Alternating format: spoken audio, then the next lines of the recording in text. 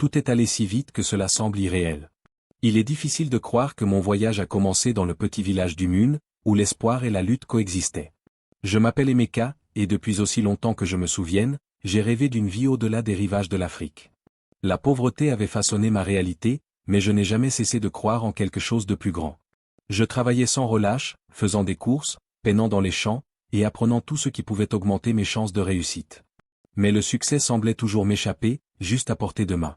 Pourtant, ma foi en Dieu était inébranlable, et cette foi maintenait mes rêves en vie. Un jour, l'impossible est arrivé. Après des années de candidature, de prières et d'attente, j'ai obtenu un visa pour voyager aux États-Unis.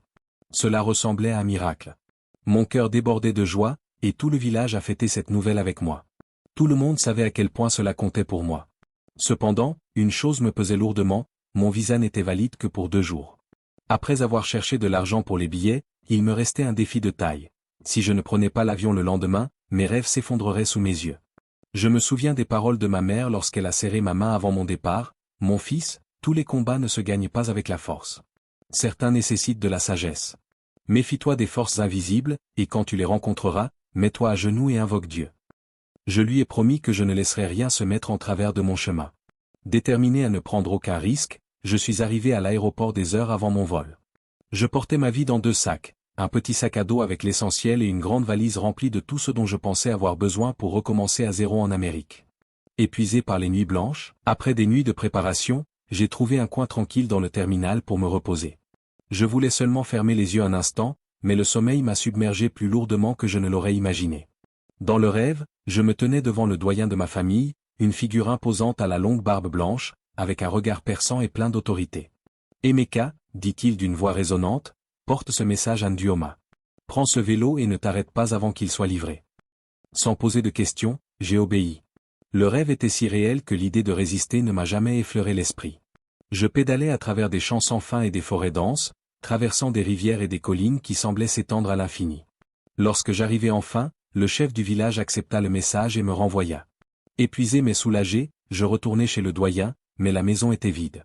Je connaissais la coutume, je ne pouvais pas partir tant que je n'avais pas rendu le gage qu'il m'avait confié. Alors, j'ai attendu. Les heures passaient lentement, et l'angoisse commençait à me ronger. J'avais un avion à prendre. Mais l'absence du vieil homme me retenait prisonnier.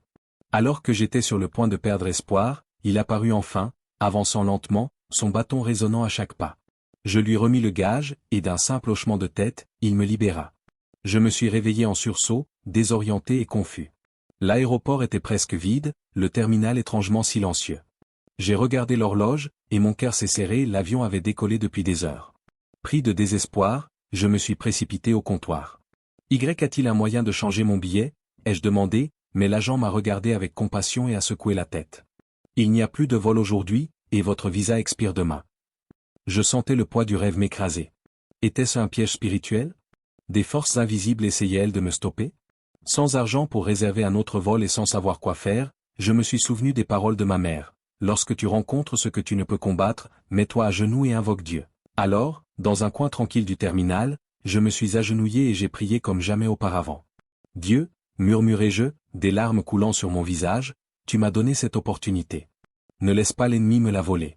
Ouvre un chemin, Seigneur.